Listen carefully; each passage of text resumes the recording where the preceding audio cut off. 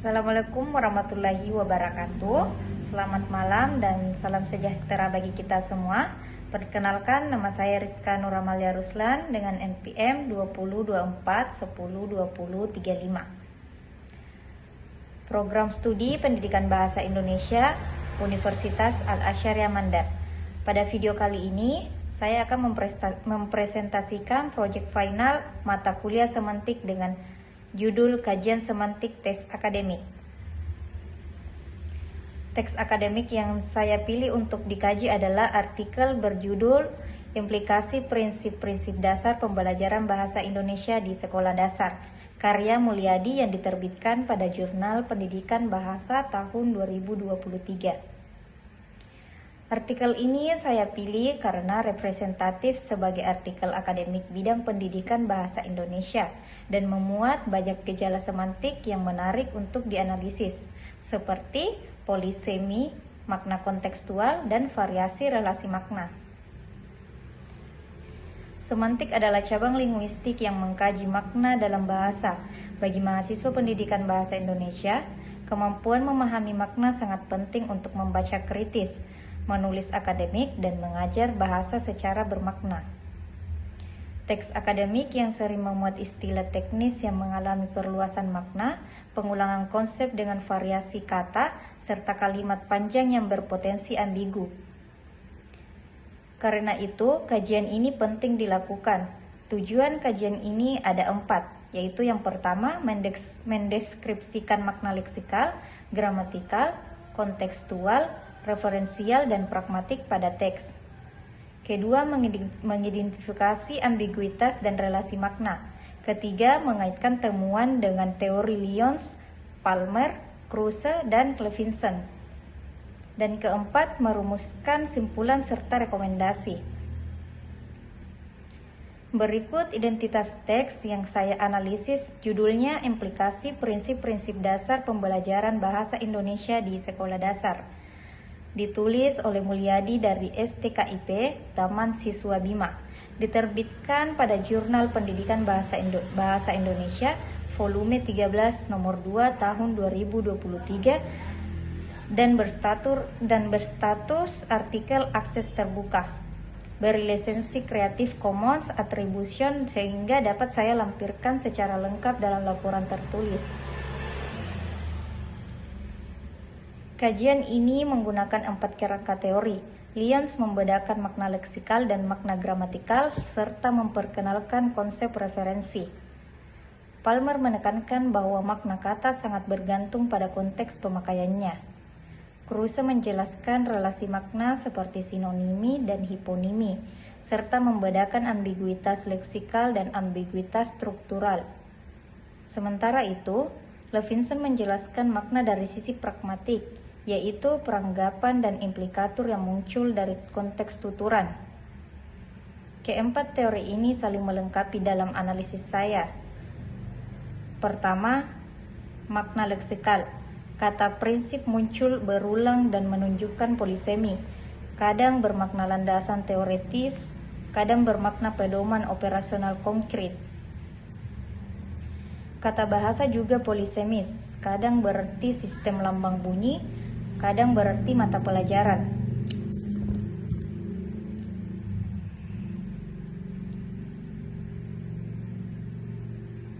Kedua, makna gramatikal.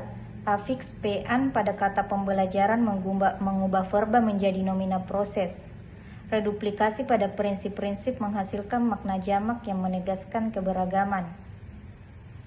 Ketiga, makna kontekstual. Kata kontekstual sendiri punya 2 peran, sebagai istilah teknis nama pendekatan pembelajaran dan sebagai kata sifat umum. Pembaca perlu konteks kalimat untuk membedakannya. Keempat, makna referensial. Teks menggunakan variasi sebutan seperti guru, pendidik, pengajar yang mengacu pada entitas yang sama. Demikian pula siswa, peserta didik, dan pembelajar.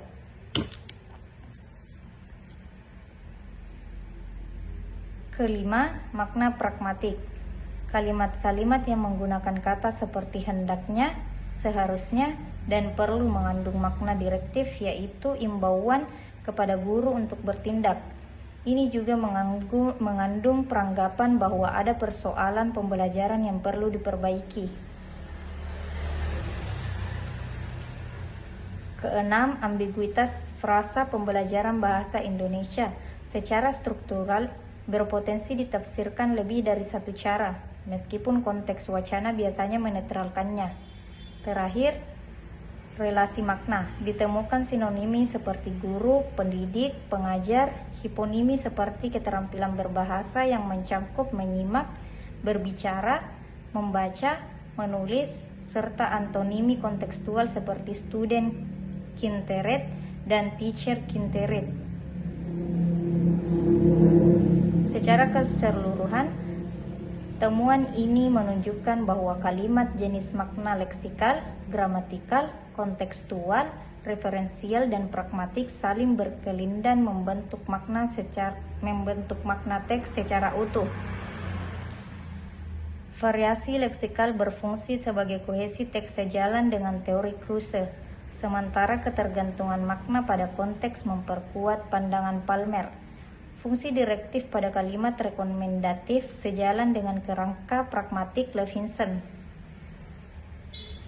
Sebagai simpulan, teks akademik kependidikan ini kaya akan gejala semantik, mulai dari polisemi, variasi gramatikal, ketergantungan konteks, variasi referensial, makna pragmatik direktif, hingga ambiguitas ringan yang dapat dinetralkan oleh konteks. Temuan analisis menunjukkan bahwa artikel yang dikaji memanfaatkan variasi leksikal, sinonimi, referensial sebagai strategi kohesi teks akademik, sejalan dengan pandangan Kruse tentang relasi makna sebagai jaringan yang menghubungkan leksem-leksem dalam sebuah wacana. Di sisi lain, ketergantungan makna istilah kunci seperti prinsip, bahasa, dan kontekstual pada konteks kalimat memperkuat argumen Palmer bahwa makna aktual sebuah kata baru dapat ditemukan secara tuntas melalui konteks pemakaiannya, bukan semata melalui makna leksikal yang tercantum dalam kamus. Dimensi referensial yang dikemukakan Lyons membantu menjelaskan mengapa variasi sebutan bagi guru dan siswa tetap dapat dipahami pembaca sebagai acuan yang sama, sekalipun bentuk leksikalnya berbeda-beda.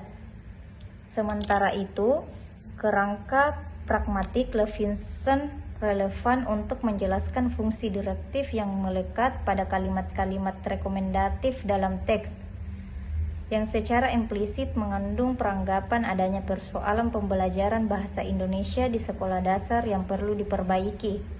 Dengan demikian, kelima jenis makna yang dianalisis, leksikal, gramatikal, kontekstual, referensial, dan pragmatik tidak berdiri sendiri, melainkan saling berkelindan dalam membentuk makna teks secara utuh. Sebagaimana ditegaskan baik oleh Lyons maupun Kruse. Analisis semantik terhadap artikel implikasi prinsip-prinsip dasar pembelajaran bahasa Indonesia di sekolah dasar menunjukkan bahwa teks akademik kependidikan mengandung kekayaan gejala semantik, mulai dari polisemi leksikal pada istilah kunci, variasi makna gramatikal hasil afiksasi dan reduplikasi, ketergantungan makna pada konteks, variasi ekspresi referensial yang berfungsi kohesif, makna pragmatik direktif yang khas genre preskriptif, hingga ambiguitas struktural dan leksikal berskala ringan yang umumnya dapat dinetralkan oleh konteks wacana yang lebih luas.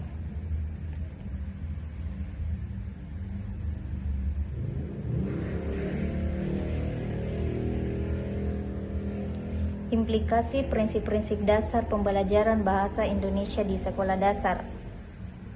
Kegiatan pembelajaran bahasa Indonesia memerlukan prinsip-prinsip. Penelitian ini bertujuan untuk mengetahui prinsip-prinsip pembelajaran bahasa Indonesia sekolah dasar. Metode penulisan dalam penelitian ini menggunakan metode kepustakaan, library research. Hasil penelitian menunjukkan bahwa terdapat 4 macam prinsip pembelajaran bahasa Indonesia di sekolah dasar, yaitu prinsip kontekstual, prinsip integratif, prinsip fungsional, dan prinsip apresiatif agar tujuan dalam pembelajaran bahasa Indonesia tercapai dengan baik. Maka pembelajaran bahasa Indonesia yang dilaksanakan pendidik mengacu pada wawasan pembelajaran yang dilandasi keempat prinsip tersebut. Kata kunci prinsip-prinsip dasar pembelajaran bahasa Indonesia. Bahasa memiliki peran sentral dalam perkembangan intelektual, sosial, dan emosional peserta didik dan merupakan penunjang keberhasilan dalam mempelajari semua bidang studi. Pembelajaran bahasa Indonesia diarahkan untuk meningkatkan kemampuan peserta didik untuk berkomunikasi dalam bahasa Indonesia dengan baik dan benar, baik secara lisan maupun tertulis, serta menumbuhkan apresiasi terhadap hasil kesastraan Indonesia. Frazek 2009. Belajar bahasa Indonesia sebagai sarana untuk mengakses berbagai informasi yang penting terhadap perkembangan ilmu pengetahuan dan teknologi. Terlaksananya pembelajaran bahasa Indonesia yang efektif dan efisien berdasarkan indikator tujuan pembelajaran, maka seorang guru bahasa harus memahami prinsip-prinsip pembelajaran bahasa Indonesia dengan baik. Mata pelajaran bahasa Indonesia di sekolah dasar dalam pelaksanaan pembelajarannya secara integratif baik antar mata pelajaran maupun dalam bentuk tema-tema yang bermakna yang ditentukan bersama guru dan peserta didik. Pembelajaran bahasa Indonesia di sekolah dasar dalam pelaksanaannya mengacu pada prinsip contextual teaching and learning (CTL), prinsip integratif, prinsip fungsional, dan prinsip apresiatif. Menurut Hudson and Wister 2007. Hasil dan pembahasannya yaitu prinsip pembelajaran merupakan salah satu usaha pendidik dalam menciptakan dan mengondisikan situasi pembelajaran agar peserta didik melakukan kegiatan belajar secara optimal. Ali 2013.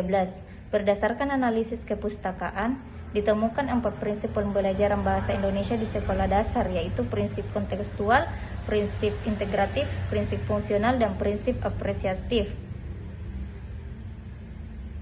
Kesimpulannya yaitu, prinsip pembelajaran merupakan salah satu upaya bagi pendidik dalam merencanakan dan melaksanakan proses pembelajaran yang menyenangkan agar peserta didik merasa nyaman dan dalam menghadapi kegiatan belajar mengajar yang kondusif. Adapun prinsip-prinsip pembelajaran bahasa Indonesia yang dimaksud adalah prinsip kontekstual, prinsip integratif, prinsip fungsional, dan prinsip apresiatif.